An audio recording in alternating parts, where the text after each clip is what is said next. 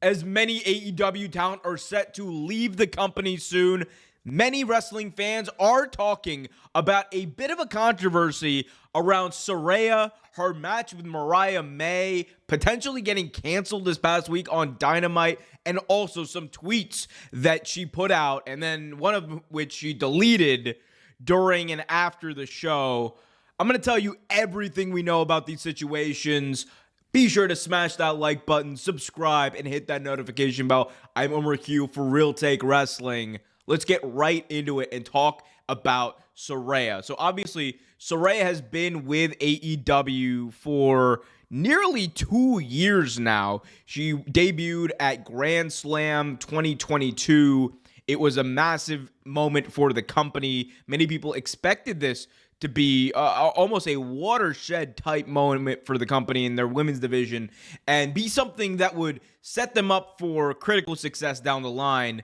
And while she obviously had that big moment at AEW All In last year where she won the title and came out to Queen, ever since then, she has just not done much. And many people have felt underwhelmed, to be quite honest, with what she's done.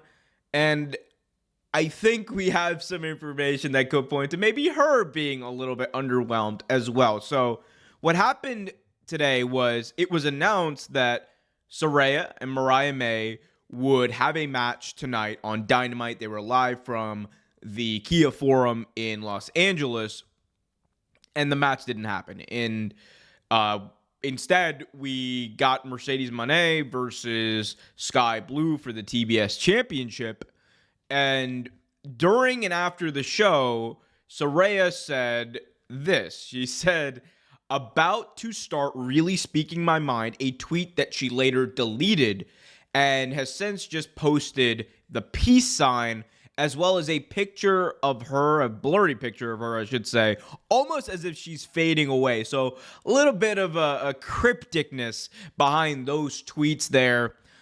The one thing we should note is that the Mariah May Saraya match has been scheduled now officially for next week.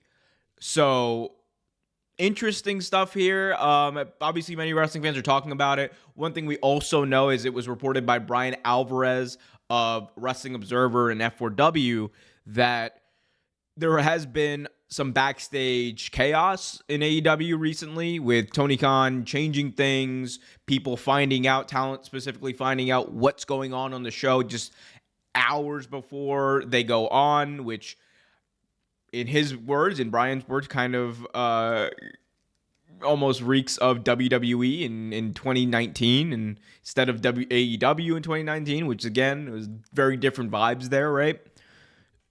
So there's been a lot of talk about the backstage situation at AEW. Many people are pointing to this as, a potential, another moment of backstage unhappiness. And look, no one is going to sit here and argue that Saraya's run in AEW probably has not gone the way that people wanted it to. I think that when you have a star like Saraya, she should be definitely doing a little bit more than coming around with Harley Cameron, who is great. I think that gimmick is great, and the way that she's been built up is good, and she's becoming more and more prominent. But why isn't Saraya doing important things on your show? Because last I checked, she has just been doing like mid-card feuds, and she is not a mid-card talent. This is a bona fide main eventer. And this is a bona fide main eventer with whom you could do a potential feud with Mercedes Moné, someone she just called out recently on Twitter. But instead, we just haven't seen that. So is it possible that Saraya is upset? Of course it is. And of course, this could be indicative of that. On the flip side, what else could this be? I think this also could be Saraya being very savvy, which she is, and understanding that people are talking about this. They're talking about this situation, about, her being unhappy or her match getting moved or whatever it is, right? They're talking about that as an online discussion. So she sees that. Maybe she was like, let me stir the pot a little bit, draw some interest, and get some hype around this match, right? Like you go back and look at like the Jinder Mahal Seth Rollins match for the WWE World Championship a few weeks ago, or a few months ago at this point. One of the reasons people really cared about that, like Jinder versus Seth isn't really a big deal in many people's eyes, but it became a big deal when there was online controversy about it. I think, again, on a different level, they're trying to do that here. I don't think it's necessarily a bad thing. As far as what Saraya's future in AEW is, we will see. But I understand why some people may think that, she isn't exactly happy in the company right now. But we'll see what happens. Guys, I want to hear from you, though. What do you guys think about this in the comment section? Let me know. As we move on to our next story, we have some AEW talent who are leaving the company, as we have Mark Henry, Jake Hager, and now announcing his departure from AEW, Arn Anderson, all leaving AEW.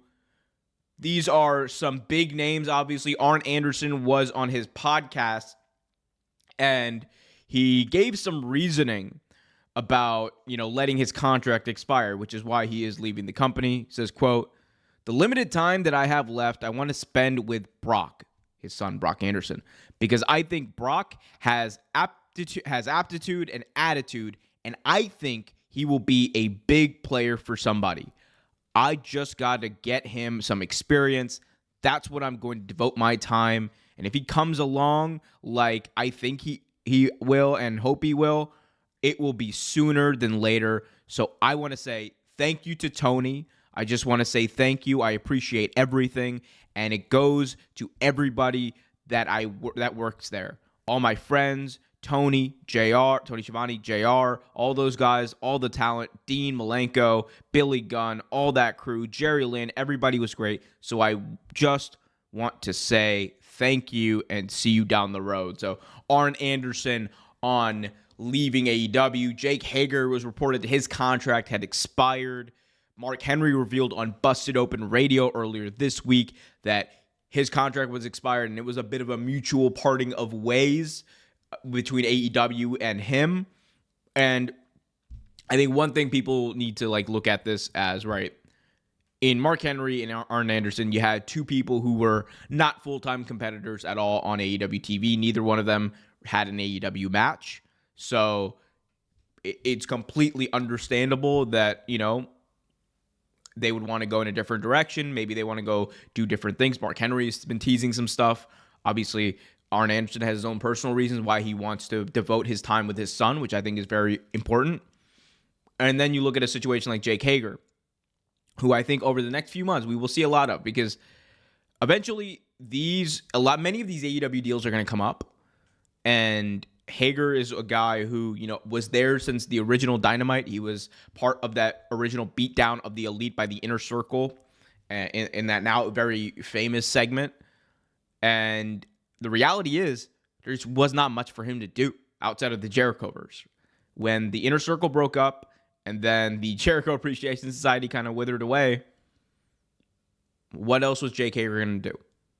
He was never really presented outside of maybe that first year as an individual threat. He just became basically a bit of a sideshow for Jericho. And now he's gone. And it probably makes sense. And I think over time, you will see these contracts, people who aren't being used, people who,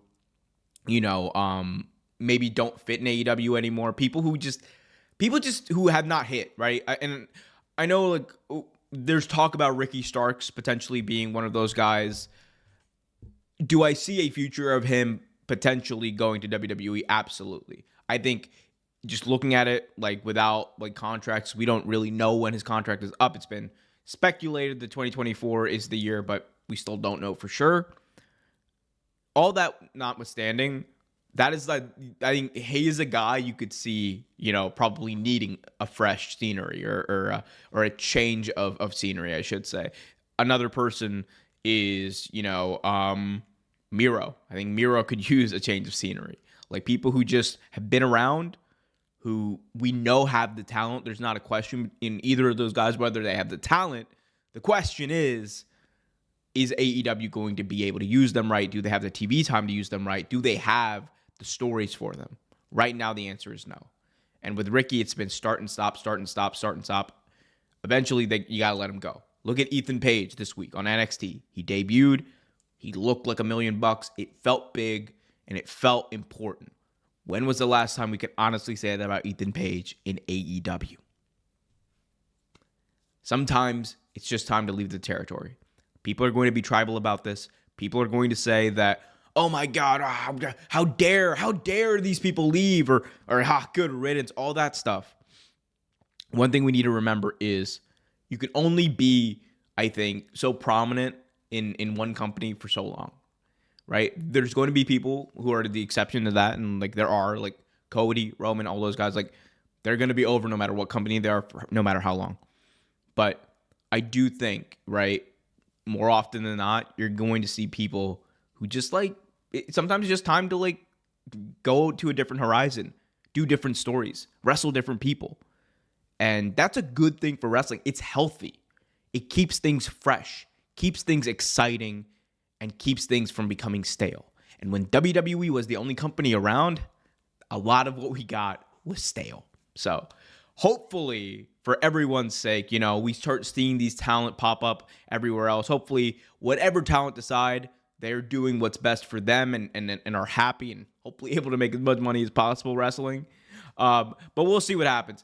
3 AEW names gone, 3 big AEW names gone from the company. I want to hear from you guys. What do you think is the takeaway here? What do you think about the situation? Let me know in the comment section below. Also, be sure to smash that like button, subscribe, and hit that notification bell. Until next time, be happy, be healthy, and as always, keep it real.